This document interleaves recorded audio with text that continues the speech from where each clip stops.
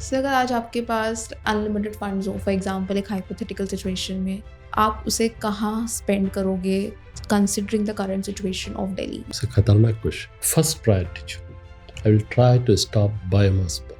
I'm not talking about agriculture only. First, biomass.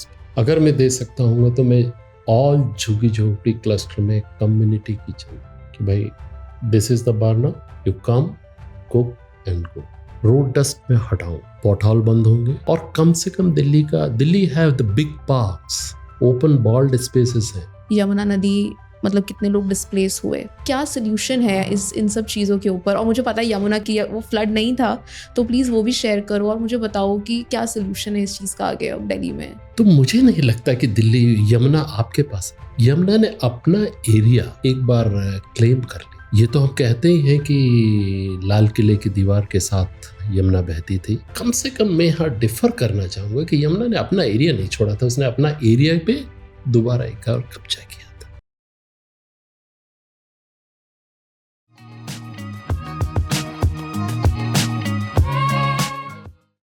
Hello everybody, welcome back to another amazing episode of The Clampreneur Show. आज का episode produced है एक बहुत ही special partnership के under with Wingify foundation, and as you know कि उनके साथ हम एयर पोल्यूशन को लेके बहुत सारे अच्छे एक्सपर्ट्स गेस्ट्स को लेके आ रहे हैं। आज के एपिसोड पे हमारे साथ है एक बहुत ही स्पेशल इंसान। अगर आप मुझे फॉलो करते हैं और जानते हैं, यू गाइज नो कि मुझे साइंटिस्ट्स के लिए स्पेसिफिकली एक बहुत ही अलग रिगार्ड है, बिकॉज साइंटिस्ट ने मुझे बहुत हेल्प करा है जहाँ मैं आज हूँ। एंड आज हमारे पास एक साइंटिस्ट हैं, डॉक्टर मोहन पी जॉर्ज, जो एक्स एडिशनल डायरेक्टर रह चुके हैं दिल्ली पोल्यूशन कंट्रोल कमेटी के। अब वो CSE के साथ काम कर रहे हैं। यू नो ही समवन जो who has played a very instrumental role from 1993 in Delhi's air pollution monitoring, and in fact आपके लॉकडाउन के टाइम पे जो लॉकडाउन हुआ, अनलॉकिंग हुई, एपिसोडिक पोल्यूशन जो दिल्ली में होता है उसमें उनका बहुत ही इंपॉर्टेंट रोल रहा है उसकी मॉनिटरिंग में। सो आई थिंक आज का एपिसोड काफ़ी इंसाइटफुल होने वाला, and I really hope you enjoy the conversation. But before we go, let's give our guests the gifts that Wingify Foundation has sent them, and let's get into the conversation. Thank you sir, thank you so much यहाँ तक आने के लिए, इतना दूर आने के लिए, इस कॉन्वर्जेशन के लिए। मैं बहुत एक्साइटेड हूँ आपसे बात करने के लिए। एंड सर उससे पहले ये विंगीफाई ने एक गिफ्ट भेजा है आपके लिए। तो सर एक बात बताओ, जैसे मैंने पढ़ा, आपने बताया था कि 1993 से एंड इवन उससे पहले से आप इस पे काम कर रहे हो एयर पोल्यूशन पे। तो कैसे एयर पोल्यूशन इवॉल्व हुआ from 1993 to today where we are in 2023? देखिए, जहाँ तक पॉल्यूशन का प्रश्न है, I did my PhD on impact of power stations. और ईयर कौन सा था वो? That I started in 1984, and I completed the PhD in 1987. That time, that's mainly is the water pollution. So you can say that I started with water pollution, the impact study.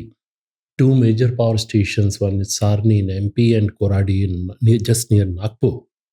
How it is impacting the ecosystem.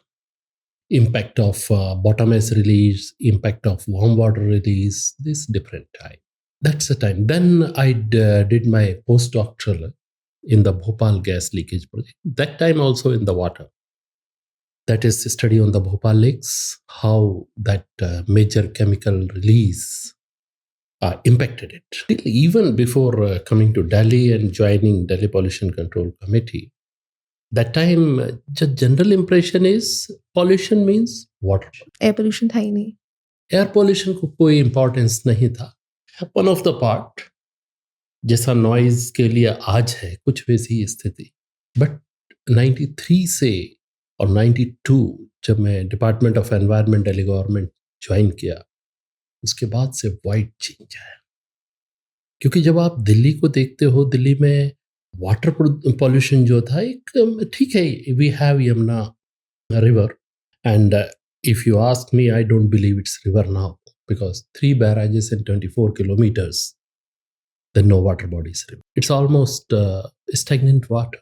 If you see the data, about 70% of water which is flowing in the river Yamuna in Delhi stretch is coming from the Najafgarh drain, जिसको आजकल paper में जब flood के साथ साहिबी नदी बोला, of course वो कभी साहिबी नदी थी, क्योंकि the drain is developed to drain out the water of Najafgarh area, overflow of the Najafgarh lake into the Yam.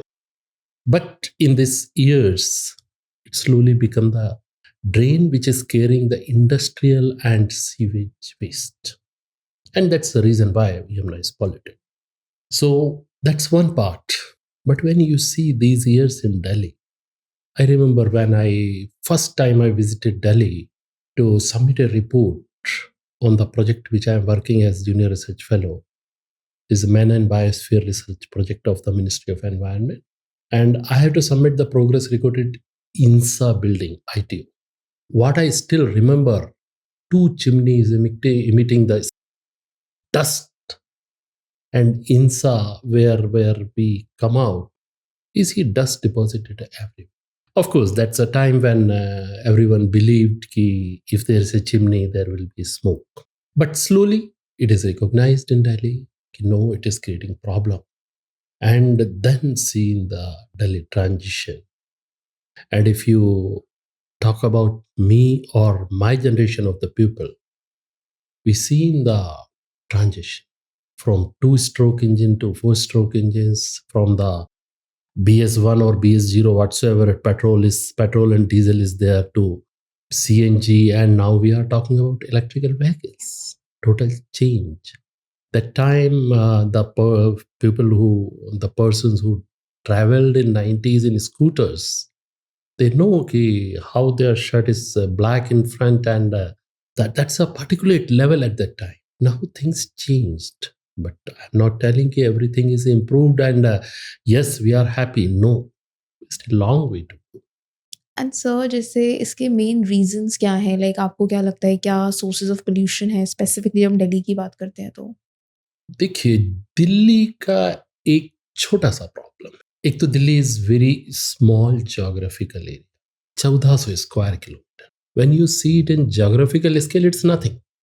And we always talk about, or our media, whenever you talk about, if you just Google and write the air pollution in India, whatsoever you are getting is Delhi-based thing. It is a living laboratory, no doubt about it. It's a most studied city. You get the most data of this place. But कहीं ना कहीं हम इस चीज को पहचानने में चूक रहे हैं कि जब हम एयर पॉल्यूशन की बात करते हैं तो हम ज्योग्राफिकल एरिया से नहीं कर सकते. 1400 स्क्वायर किलोमीटर के एरिया को अगर मैं वाटर टाइट कंपार्टमेंट में बैठ के ठीक करना चाहूँ तो ये मेरा बहुत बड़ा मुगालता है कि मैं उसको ठीक कर लूँगा, मैं कभी ठीक नहीं. अब अपन देखें दिल्ली में दिक्कत क्या है. दिल्ली डस्टी प्लेस है, ये इसके लिए कोई आज की स्टडी मुझे नहीं चाहिए. अगर आप ऐतिहासिक डॉक्यूमेंट भी देखें, maybe British Gazetteers or before that different authors written, they all written it's a dusty area and it's hot. And ऐसा क्यों sir? What makes Delhi dusty? Dusty because you are in the Indo-Gangetic plain. And when you talk about that olden India from Lahore to Varanasi or even to Calcutta, everything it comes in the Indo-Gangetic. Correct. You have the first thing, extreme seasons. You have winter when your temperature is reaching up to 2 degrees centigrade and summer when it is going to 40 degrees centigrade. When you talk about Delhi, there is clear 3 peaks of air pollution. One comes in the summer, May, June, when the dust storm comes from the western part of country and you get the dust. Correct. And that time, if you see the data, your PM10 level is more. Means chorus part is. Then the most talked, the media hyped part, 15th October to 15th November, when agriculture residue burn, or with the onset of winter, second peak. At a time what happens after the harvest season, whatsoever agriculture residue is left, they burn it. Somehow media made it a fight between a football match between Punjab and Delhi or that type. It is not. It is total problem of Indo-Gangetic belt. If you ask which is the next state which is burning more agricultural residues, you find some MP or UP or Madhya Pradesh. The only problem, there are no studies, they have no monitorings, so we believe everything is fine. It's under control because data is not there. But when you talk about Delhi, you have 40 monitoring station, continuous monitoring station. Every hour you are getting particulate data, so you are always highlight. You have a graded response action plan for Delhi. You have AQI for Delhi. You have special measures for Delhi. So Delhi is always a most polluting city because it is the most monitored and most studied city. So I say the first is our location. Correct. That is creating problem. You have highly. And then if you have in 1,400 square kilometer, if you have more than 8 million registered vehicles or 10 million, almost if you just remove the scrapped vehicle, then too, that's a number is very high. And with very liberal estimate, 1 or 2 million, 1.5 to 2 million vehicles on your road at any moment. So they emit something. Agreed. Now you are reached on the stage when you are using the BS6 fuel. But fuel is there and you are burning it, so something will come. And that something is too big. It will impact. Then comes the question, roads. In 1,400 square kilometer area, you have about 30,000 kilometer of the road. 30,000 kilometer of the road, it means in every residential area, you have a road. So you can't get the actual definition of the residential area or sensitive area. Everywhere there is a vehicle. Right. The vehicle is the major issue. And our roads, we have one of the widest road in the, if you say in the world, even yes, it's correct. But most dusty road. The reason you have this year, fortunately, you got some good rain in July. Otherwise, if you count the actual rainy days, you got number is 10 to 15, nothing more than that. And it means that dust is not getting washed off. So every time my or your car passes, that dust is airborne and it's there. So you are in the Indo-Gangetic belt, which is dusty. You have that dust, your vehicle emission is there, your road resuspension dust is there. And if we go back to once again to the 1993 when I joined the Delhi Pollution Control Committee, at that time this city is running on the coal. Every industrial area, you find the big stacks, chimneys, emitting black smoke. Because that time standards were relaxed and coal they are using. We had 3 thermal power stations that time, Badarpur, Rajghat and Indraprasth. Now these are all coal power stations gone. As I said, the things have changed, but in 300 kilometer radius, you have about 13 power stations. So now we are moved from the primary pollutant to secondary pollutant. Secondary pollutant are forming. Weather is the problem. And of course, you are talking about a city with the highest population density. You are comparing with New York. 11,000 to 21,000 person per square kilometer. The places where very less population density also there, that's clean. And unfortunately, where the more people is there, I've seen different steps taken, things changed a lot, but still, we are burning biomass. Now comes the question ki every department claims ki we have this much steam is there and we read always in the media. Yes, it's there. And I am not reducing their or negating their efforts. It's there. Roadside burning is limited. It's controlled. But you have to see any park where DDA or any authority is putting the pruned part of the tree. It's the greenest capital. First or second in the world ranking, I don't know, but it's the greenest capital. And so you have to prune the trees. And I observed so many times, they prune it and dump into some nearby park. They have the earmarked parks, there they put. But if you visit 3 or 4 days after, there is nothing. जला देते हैं.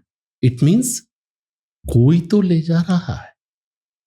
वो जो लोग ले जा रहे हैं, वो ले जाके उसको जलाते. वो जलाते क्यों हैं? अब कहेंगे कि अब सब उजला है और दुनिया भर के फैसिलिटीज हम दे रहे हैं. ठीक है, उजला पे बहुत सी चीजें हो सकती हैं, सिलेंडर्स दे रहे हैं, लेकिन उसके लिए शायद उनको करीब 700-800 हज़ार रुपया देना पड़ता हो, और ये तो फ्री है. तो मैं क्यों गैस जलाऊंगा? मैं बायोमास जलाऊं? Because their economy works like so we get the biomass part also. So ये कुछ मोटे मोटे से रीजन हैं जो दिल्ली के पॉल्यूशन के हैं. और जहां तक इंडस्ट्रीज की हम बात करते हैं, इंडस्ट्रियल एरिया में जितनी भी एयर पॉल्यूटिंग इंडस्ट्रीज थी, वो तो अब पूरी तरह से क्लीन फ्यूल पे चली गई. Clean fuel means we are talking about the CNG और pipe natural gases.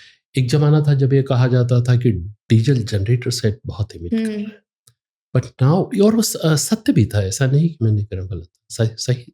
Now we are electric surplus city, and वो स्थिति बहुत कुछ सुधार. एंड डीजल सेट में भी इतने एमिशन स्टैंडर्ड्स टाइट होते जा रहे हैं कि धीरे धीरे वो चीज़ें बदल रही.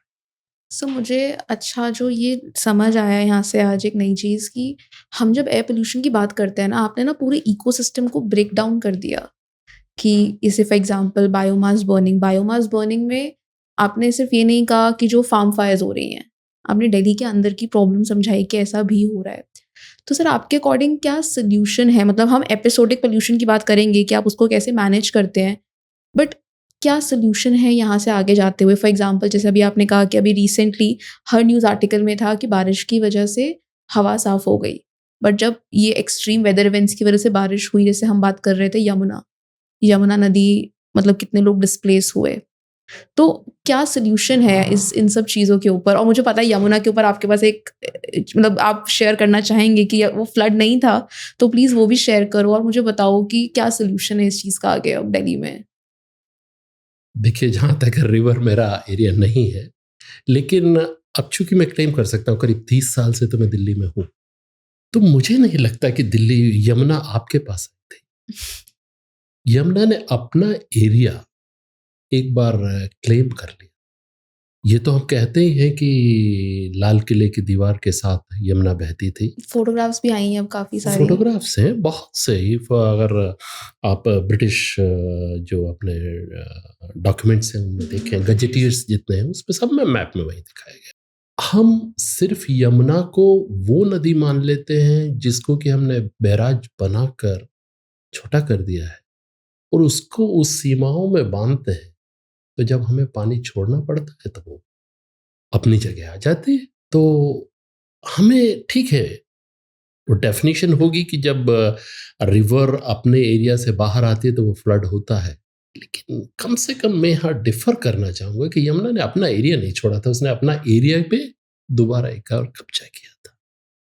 डिस्प्लेसमेंट होता है, सही है, दिक्कतें होती हैं, ये भी सही, लेकिन ये एक्सट्रीम इवेंट्स तो अब आएंगे, हमें इनके लिए तैयार होना चाहिए. अगर आप मानसून के पैटर्न में भी डिफरेंस देखें, जो मुझे मेरे बचपन का मानसून याद है वो हुआ करता था जब बादल घिर जाते थे और हफ्तों घिरे रहते थे और बारिश धीमे होती थी. अब हम वो एक्सट्रीम इवेंट्स देख रहे हैं कि छोटे से पीरियड में इतनी ज्यादा बारिश हो जाती है और वो पानी ड्रेन आउट नहीं हो पाता. तो वो क्यों हो रहा है, इस बारे में हम ध्यान दें. और ये फ्लड कभी अभी जैसे कहा जा रहा था कि 78 के बाद आया मेजर फ्लड है, सही है. अभी केरला में हमने 18 में देखा था, तब भी उसको दे सेड 100 ईयर फ्लड. और स्टिल वहाँ जो 1900 समथिंग में 38 में जो फ्लड मेजर फ्लड आया था, उसका हाईएस्ट फ्लड मार्क पोल लगे हुए हैं कई जगह. हम उन चीज़ों को भूल गए. हमने पूरा इकोसिस्टम चेंज कर दिया, लैंड यूज चेंज कर दिया. सही बात है. तो अभी तो हमको 40 साल में या 100 साल में एक बार देखने को मिल रहा है, लेकिन अगर हम इसी रफ्तार में चले तो ये हमें बहुत जल्दी कम टाइम में देखना पड़ेगा. सर एक चीज़ बताओ, लाइक मतलब मुझे ऐसा सोच रही हूँ, जैसे आपने बोला कि दिल्ली की जो नेचुरल ज्योग्राफी है वो इंडो गैंजेटिक प्लेन में आती है, तो उसमें हम कुछ नहीं कर सकते हैं, वो नेचुरल ज्योग्राफी है। बट सिमिलरली जो यमुना रिवर है, जैसे लाल किला के पास से हमने कहा घाट की बात कर रहे थे, वो नेचुरल ज्योग्राफी है। तो ऐसा लगता है कि जो हम एयर पोल्यूशन की प्रॉब्लम फेस कर रहे हैं, वो कहीं न कहीं इसलिए भी फेस कर रहे हैं बिकॉज़ हमने जगहों की नेचुरल ज्योग्राफीज़ को ही बदलने की कोशिश करी है। Because like I don't know, आप बताओ कि इन सब चीज़ों का तो रोल होता है ना, लाइक हमारी जो वाटर बॉडीज़ हैं, लेक्स हैं, या फिर कहीं न कहीं ये एयर क्वालिटी से अर्बन हीट आइलैंड इफ़ेक्ट्स हम बोलते हैं। तो ये सब चीज़ें रोल प्ले करती है ना एरिया की एयर क्वालिटी में, टेम्परेचर में और इन सब चीज़ों में। देखिए, वाटर बॉडी बहुत इम्पोर्टेंट है। वाटर बॉडी इसलिए इम्पोर्टेंट है कि आपका जो टेम्परेचर होगा, जो इकोसिस्टम के टेम्परेचर्स उनको वो कहीं न कहीं कंट्रोल करते हैं। मैं एकदम तो मेरे पास वो डेटा अवेलेबल नहीं है, लेकिन आई थिंक हमारे पास 3000 से ज़्यादा छोटे-छोटे रिजर्वायर्स थे, वो सब खत्म हो गए। वहाँ पर मल्टी स्टोरीड बिल्डिंग खड़ी। वही तो रीज़न है जहाँ पर आपका वाटर ड्रेन नहीं हो रहा। वाटर उस पॉन्ड में चला जाता था, वो वाटर रिचार्ज होता था और आपके पास पानी मिलता था। जो सरोज नगर और जो बेल्ट है ये पूरा, वहाँ पर तो कहते हैं बहुत ऊपर होता था water level, now it's too deep. आपको वाटर नहीं मिल रहा। अगर आप द्वारका एरिया की बात करें तो पूरा सैलाइन वाटर मिल रहा है, because the water is not there, your aquifer is not recharged.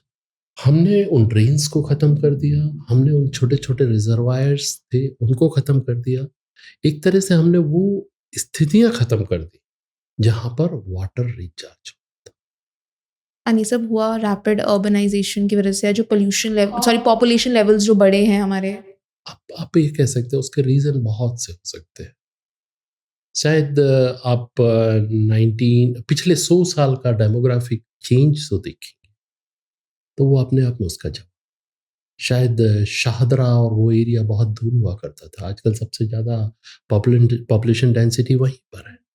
अगर हम बात करें बदरपुर की या गुड़गांव की, गुड़गांव एक छोटा-सा विलेज होता था शायद। कुतुब मीनार बिल्कुल आउटर बॉर्डर पे होती थी, आज वो सिटी के बीच में। तो इन सब चीज़ों का फ़र्क तो पड़ता है। मैं ये नहीं कहता कि नहीं आप पॉपुलेशन नहीं बढ़ने देंगे, लेकिन जितनी चीज़ें आप बचा सकते हैं, उनको बचा।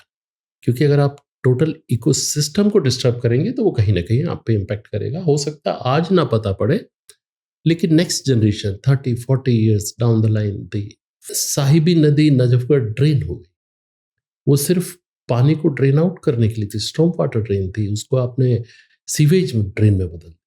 आपको कहीं न कहीं लाइनें खींचनी पड़ेंगी। अब जैसे इंडस्ट्रीज़ की हम बात करें, 32 industrial areas are there, everything fine there, someone visit, someone checks, some checks are, वहाँ पर आप मॉनिटर करते हैं। लेकिन हमारे जो अनऑर्गेनाइज्ड सेक्टर्स, जो रेसिडेंशियल एरिया में इंडस्ट्रीज चल रही हैं, उनके बारे में हम कुछ नहीं। पॉल्यूशन कंट्रोल बोर्ड कहता है कि ये मेरा डोमेन नहीं है, लोकल बॉडीज कहती है कि हमारा डोमेन नहीं है, किसी का तो डोमेन है। Master plan of the city is there, if violation is there, someone has to take that. क्योंकि जो प्लान्ड एरियाज हैं वहां पर बहुत सी चीज, जैसे अब there is a notification which says कि which type of fuel you can burn, what we say notified fuels। लेकिन अनऑर्गेनाइज्ड एरिया में ना मैं विजिट कर रहा हूँ ना आप विजिट कर रहे हैं, तो कैसे पता पड़ेगा क्या सारा बैन फ्यूल वहां चलता है। सेम उसी तरह जैसे मैंने बायोमास की बात, क्योंकि वो मुझे सस्ता, हमें अपना एटीट्यूड चेंज, उनको समझाना पड़ेगा। अगर वो अफोर्ड नहीं कर सकते तो उनको ऑल्टरनेट फ्यूल मुझे देना पड़ेगा कि भाई ये कॉस्टली है, ये चलाए।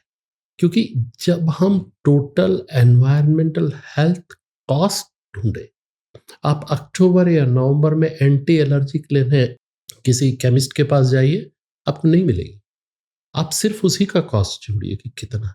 कहीं ना कहीं ये सब मेरे और आपके शरीर में इम्पेक्ट कर।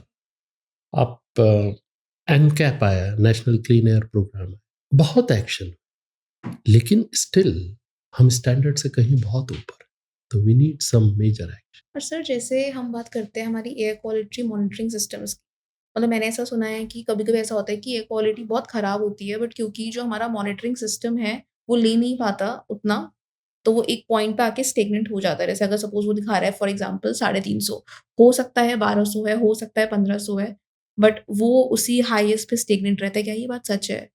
ये एक हल्का सा मिथ।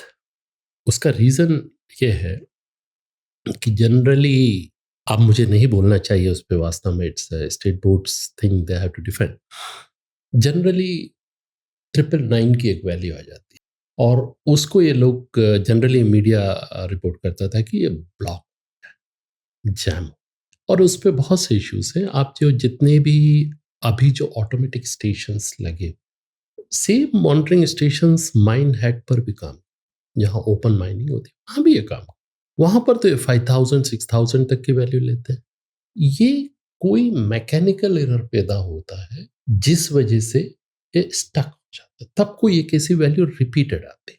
अब ये एक बड़ा कंट्रोवर्शियल चीज़ें हैं कि जो डेटा क्या स्टॉप कर सकते हैं या कोई क्या डेटा मैनिपुलेट कर सकते हैं। एनालाइजर से जब आप डेटा लेते हैं, ये जितने भी एनालाइजर्स लगे हुए हैं ऑटोमेटिक स्टेशन, वो दिल्ली में हो या ऑल ओवर इंडिया लगे हुए हो, जो 600 से ऊपर स्टेशन जो लगे, it's all international level, US EPS certified level के स्टेशंस हैं।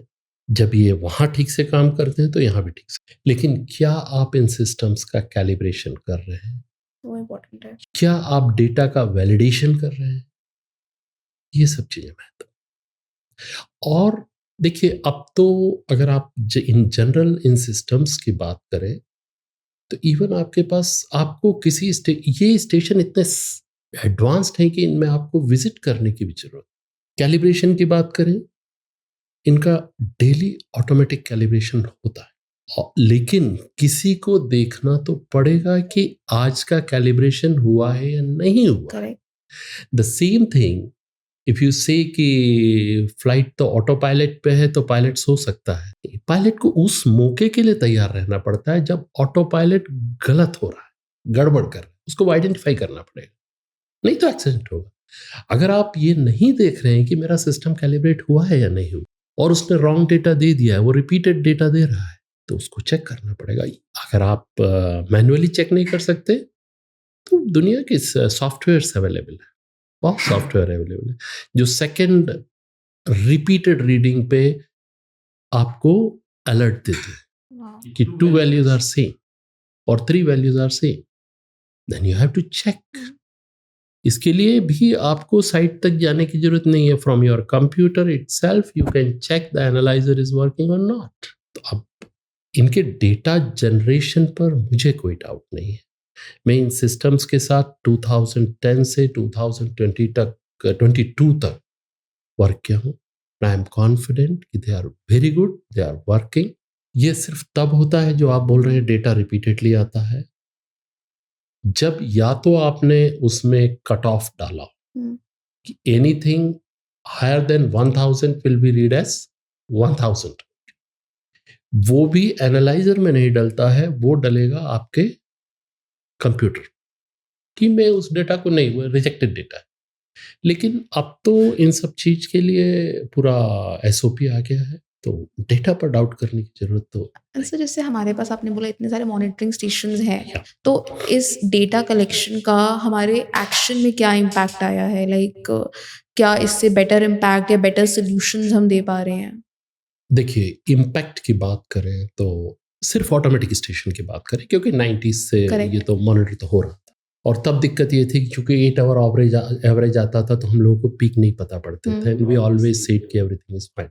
इन ऑटोमेटिक स्टेशंस ने जो हमको फायदा दिया है, आज दिल्ली के किसी भी स्कूल में, आप लोग तो स्कूल में काम करते हैं, यू किसी भी बच्चे से पूछिए PM 2.5 और PM 10 क्या होता है, he give answer, may be scientifically not accurate, पता हो बट ही नोस कि 2.5 एंड 10 अलग अलग चीज है, ही आंसर्स इट। सो कहीं ना कहीं पब्लिक अवेयरनेस, क्योंकि डेटा पब्लिक डोमेन में दिया गया, इसलिए जब दिल्ली के स्टेशंस की बात करते हैं, स्पेशली DPCC के स्टेशंस की बात करते हैं, हर 15 मिनट में डेटा आपको देखने को मिलता है, नया सेट ऑफ डेटा। उस वजह से ही उसी वजह से लोग कहते हैं कि डेटा रुक गया, क्योंकि कोई भी सिस्टम 24 आवर्स परफेक्टली काम नहीं करता, कभी ना कभी ब्लॉक होगा, 1 घंटे के लिए डेटा रुकेगा। सिर्फ इसी डेटा के बेस पर कभी आपने ऑडिबल की कोशिश, कभी आपने ये कहा कि नहीं BS4 से काम नहीं चलेगा, BS6 चाहिए, आपको ये लगा कि पेट्रोल पंप से बेंजीन निकल रहा है जो ज्यादा है, आपने हॉटस्पॉट आइडेंटिफाई किए, तो अगर ये बेसिक डेटा ही नहीं होता तो आप कुछ नहीं कर सकते। अगर आप कहें तो लंबी लिस्ट है इसकी, क्या इम्पैक्ट। अगर अभी जब 2018 में जब हॉटस्पॉट आइडेंटिफाई किए गए थे, 13 हॉटस्पॉट आइडेंटिफाई, और अभी पिछले ही साल मैं जब देख रहा था कि इनमें क्या फ़र्क है, तो उस टाइम जब 18 में हमने जब हॉटस्पॉट आइडेंटिफाई किए थे, तब इनका कुछ स्टैंडर्ड नहीं, तब ये था कि अगर PM10 300 से ऊपर एंड PM2.5 100 से ऊपर है तो वो लोकेशन। तो उस कंडीशन में ये 13 हॉटस्पॉट है।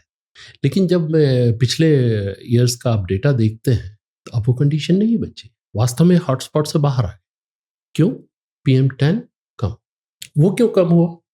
पहले इप्का ने और बाद में कमीशन ने उन जगह पर इतने एक्शन लिए, एक मिशनरी डेवलप, सिस्टम डेवलप हो कि किस तरह आपको उसको कंट्रोल कर।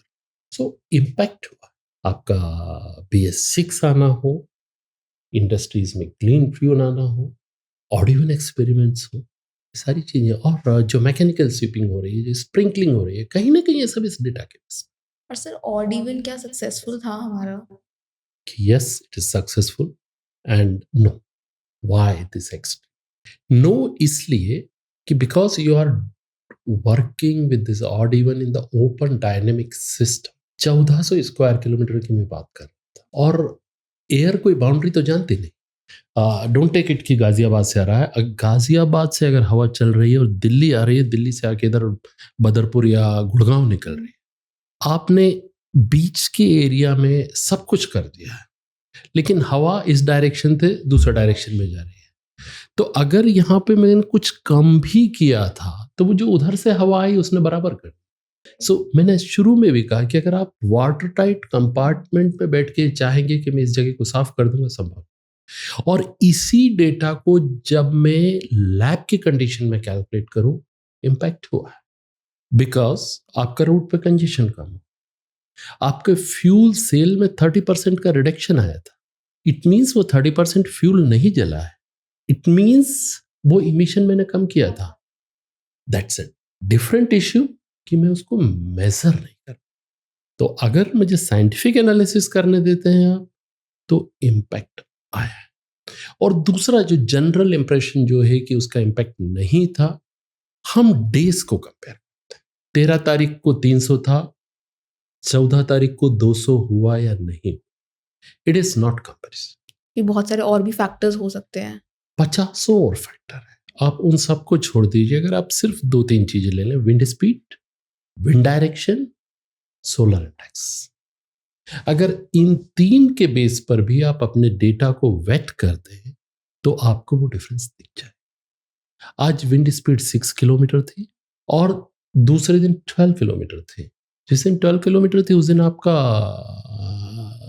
पॉल्यूशन कम है, आपका मिक्सिंग हाइट 50 मीटर थी और दूसरे दिन वो 200 मीटर थी, 500 मीटर थी।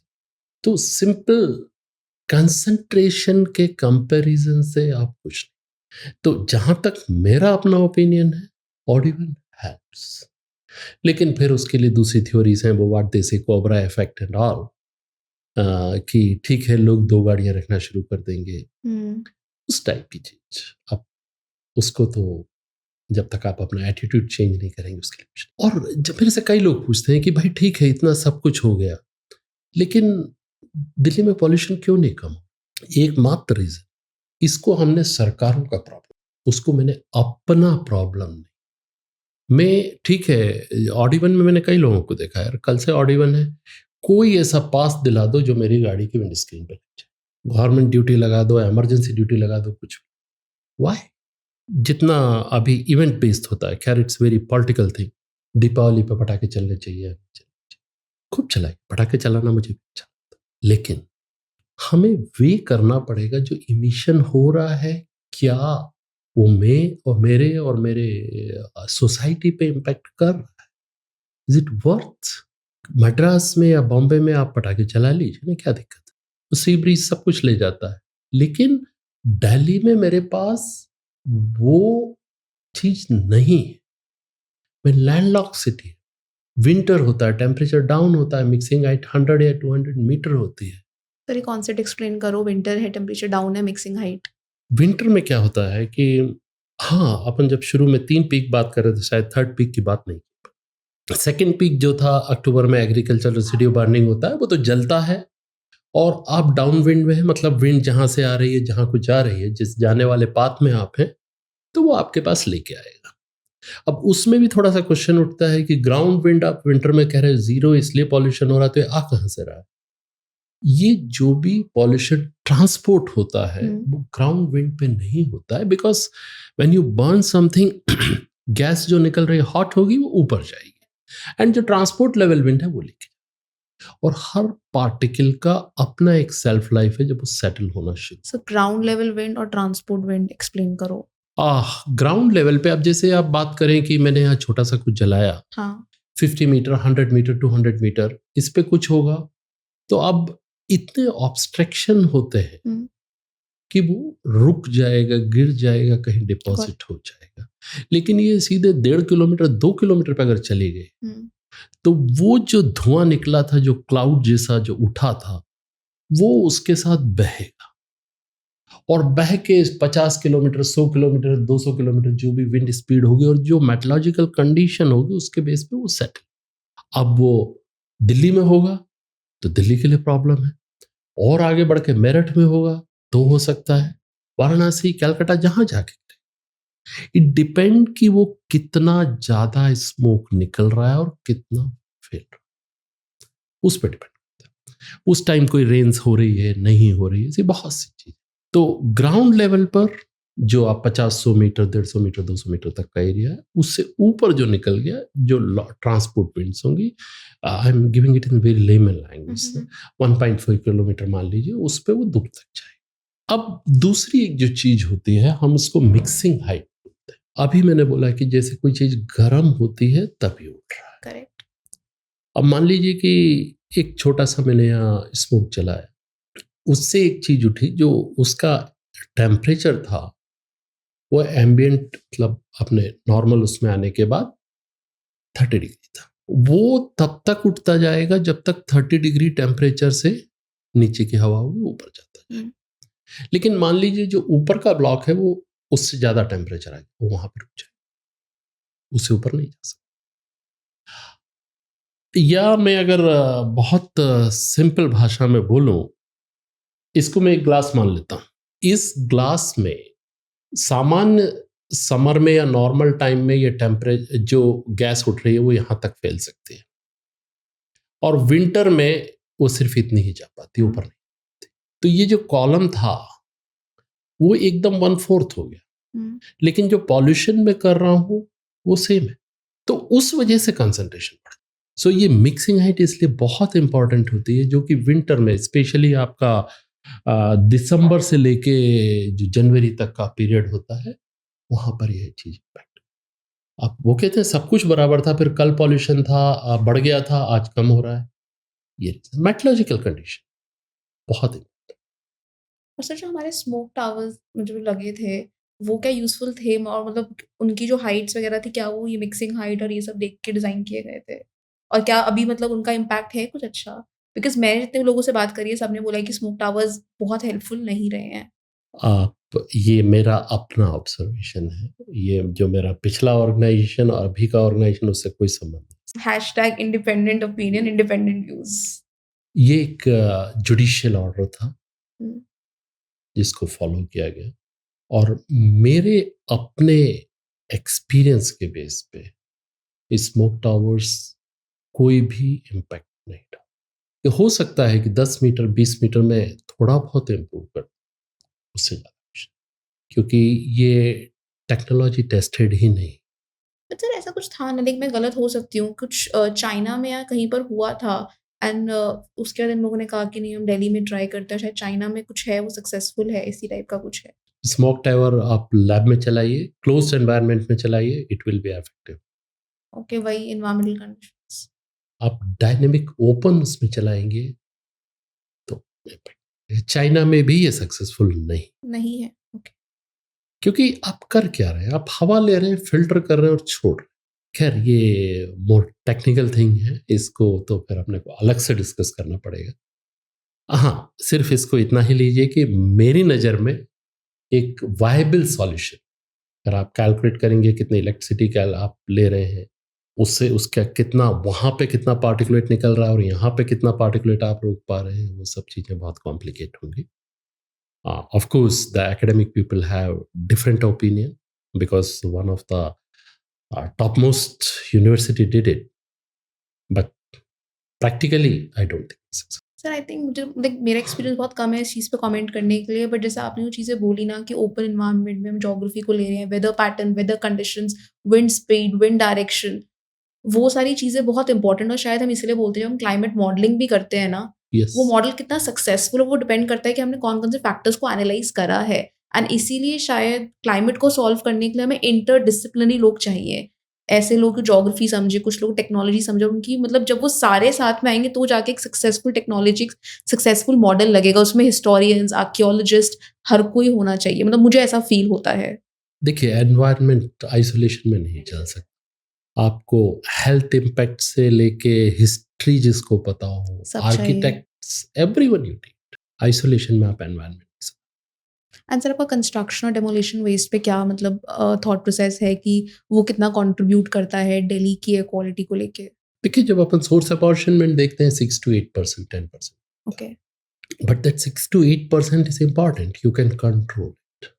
Yes, दिल्ली में काफी काम हुआ है उस पे, लेकिन बहुत कुछ होना चाहिए। सर बताओ कि क्या हाँ, हुआ सिर्फ, है, एक दो चीज़ें कुछ एक्सप्लेन करो, और क्या होना चाहिए वो भी बताना। देखिए, कम से कम यहाँ पर हमारे पास गाइडलाइंस है, हम्म। लेकिन किस तरह विंड ब्रेकर लगना है, किस तरह शीट्स लगना है, कहाँ पर आपको डस्ट रोकना है, कहाँ पर आपको स्प्रिंकलिंग करना है, लेकिन अभी तक इस पर कोई एक्चुअल साइंटिफिक स्टडी नहीं। What is the optimum sprinkling? कहाँ मैं स्प्रिंकलिंग कर सकता हूँ? क्या बॉर्डर पर वाटर कर्टन से आप कंट्रोल कर पाएंगे? इसके लिए जो करना चाहिए, आपको कम से कम 3 ऑटोमेटिक स्टेशन लगाने चाहिए, एक अपविंड में, 2 डाउन, जो ये बताएं कि आपके एरिया में कितना डस्ट उठ रहा है। और सब कुछ अच्छे रूल होने के बावजूद क्या हम उनको फॉलो कर रहे हैं, या सिर्फ विंड ब्रेकर लगाने थे इसलिए मैंने विंड ब्रेकर लगा दिए। आज कोई इंस्पेक्ट करेगा तो मैंने पानी स्प्रे कर दिया, नहीं तो मैं पानी स्प्रे नहीं करूंगा। पानी चलो अब दोपहर में नहीं डालना पड़े इसलिए मैंने कीचड़ कर दी है क्या? क्या मैं व्हील वॉश कर रहा हूं? जब मैं अपना डिमोलिशन वेस्ट ले जाता हूं, क्या मैं उसको कवर करके ले जा रहा हूं? करेक्ट। जब मेरे वर्क एरिया से वो ट्रक निकल रहा है तो वो कहीं आसपास की रोड न खराब कर, वो शायद कहीं ना कहीं हम लोग चूक गए। हम मीन्स दिल्ली, क्योंकि दिल्ली में 2 मेजर कंस्ट्रक्शंस हुए थे। एक तो अपना जो पार्लियामेंट का जो एरिया था, और प्रगति मैदान पर। इनको हमें मॉडल बनाना था, जो लोगों के लिए एग्जाम्पल होता कि भाई इतना बड़ा कंस्ट्रक्शन जब कंट्रोल हो सकता था तो बाकी भी तो हो ही तो सकता बाकी है। हो सकता है। शायद वहां बहुत कुछ हुआ है, मैं नहीं कह रहा हूं कि वहां कुछ नहीं हुआ, वहां हुआ है, लेकिन उसको हम दिखाने में चूक। वो जितनी भी लॉबी है, जो कंस्ट्रक्शन बिल्डर्स हैं, उनको वहां दिखाना चाहिए था कि on ground we can control it like this. और हो सकता है किया भी हो, बट हमें नहीं पता। नहीं, हम दिखा नहीं पाए, वही मैं कह रहा हूँ। वो चीज हमें दिखानी थी, हम उसको ओपन करना था, लोगों को ले जा। हमारे जो जो जो स्टूडेंट्स हैं, जो एनवायरमेंटल इंजीनियरिंग पढ़ रहे थे, उनको दिखाना था कि भाई दिस इज द थिंग, ऐसे होता है। बट शायद सर आई थिंक आप सही कह रहे हो। एक किसी से बात हुई थी, काफ़ी एक्सपीरियंस उन्होंने बात बोली कि हम सिटी प्लानिंग की बात करते हैं, बट आज हमारे पास लोग ही नहीं हैं जो अर्बन प्लानिंग पढ़ना चाहते हैं। सिटी प्लानिंग हम कैसे करें, कंस्ट्रक्शन कैसे करें, एंड जैसे आपने बोला कि हमारे स्टूडेंट्स को दिखाना चाहिए। Most of the time sir ये स्टूडेंट्स सोचते हैं कि इस डिग्री के बाद हम क्या करेंगे, क्या इम्पैक्ट है, क्या फ्यूचर है, एंड जो चीज़ आप बोल रहे हो अगर वो चीज़ें ओपन में होंगी तो आई थिंक इनको भी होप मिलेगा कि this is how we can contribute our skills, our knowledge, और नॉलेज गैप्स फिल कर सकते हैं। देखिए, कहीं ना कहीं हमें विजन थोड़ा सा चेंज करना पड़ा। हमें न जाने क्यों, मुझे नहीं मालूम, लोग हम छुपाना चाहते हैं अच्छे काम को भी और बुरे को। हमें दिखाना चाहिए कोई भी काम 100% सक्सेसफुल नहीं हो सकता, कुछ ना कुछ तो उसमें कमी होगी। लेकिन जब मुझे कमी पता होगी तो मैं शायद नेक्स्ट में उसको, शायद ये हमें साइंस से थोड़ा भटक के फिलॉसफी में चला गया। नहीं सर। सो लास्ट क्वेश्चन ये बताओ कि आपको क्या लगता है कि क्या हमारी पॉलिसीज अच्छी हैं एयर पोल्यूशन के लिए, और पॉलिसीज का कितना रोल है एयर पोल्यूशन को मॉनिटर करने में या फिर दिल्ली की एयर क्वालिटी को इम्प्रूव करने में? पॉलिसी देखिए, का असर, लेट मी रीफ्रेज दिस, क्योंकि हर कोई बोलता है कि पॉलिसी है, इम्प्लीमेंटेशन नहीं है। तो एक तो एग्जिस्टिंग पॉलिसीज प्लस इम्प्लीमेंटेशन, इसका कितना रोल है दिल्ली एयर क्वालिटी इम्प्रूव होने में? देखिए हमारे लॉस बहुत अच्छे हैं। वी हैव द, हमारा ईपीआई एक्ट, एयर एक्ट उठा के देख लीजिए, is one of the best, it give the policies, we have very good policy. But कहीं ना कहीं एनवायरनमेंट सेकेंडरी हो जाता है। आपको उसका इम्पोर्टेंस बताना पड़ेगा। उसका इम्पोर्टेंस बताने का एक ही रास्ता है, आपको कहीं ना कहीं इन सारी चीज़ों को, इन इम्पैक्ट्स को एनवायरमेंटल हेल्थ कॉस्ट से जोड़। अब मैं सिर्फ 1400 स्क्वायर किलोमीटर पे आ जाता हूँ, दिल्ली पे शायद हम 2 करोड़ से ऊपर हैं। एक बहुत अच्छी स्टडी चाहिए कि ये 2 करोड़ लोग इस विंटर में हेल्थ पे कितना खर्च कर रहे हैं, और सिर्फ उससे हम कैलकुलेट कर लें उसको हम बचा सकते हैं क्या, कितने मेन डे लॉस। तो शायद तब हमें लगने लगेगा कि एनवायरनमेंट पर जो हमें एक्सपेंडिचर करना चाहिए था, जिसको मैंने बचाया, वो इसकी तुलना में कहीं बहुत कम था। जो परेशानी इंडिविजुअल ने उठाई उसको तो छोड़ दीजिए, सिर्फ इकोनॉमिक्स अगर देख लें, और शायद वो वही मूवमेंट होगा जब जब ये सरकार का प्रॉब्लम से हटके मेरी प्रॉब्लम, मेरी प्रॉब्लम बन जाए। और अगर ये मेरी प्रॉब्लम हो गई तो प्रॉब्लम खत्म हो जाएगी। इंडो गैंगेटिक प्लेन है, रहेगा, लेकिन कम से कम जो मैं कंट्रीब्यूट कर रहा हूं, जिसके लिए मैं रिस्पॉन्सिबल हूं, वो तो कंट्रोल। सर अगर आज आपके पास अनलिमिटेड फंड्स हो, फॉर एग्जांपल एक हाइपोथेटिकल सिचुएशन में, आप उसे कहाँ स्पेंड करोगे considering the current situation of Delhi? ये लास्ट पार्ट है आज का। सबसे खतरनाक क्वेश्चन।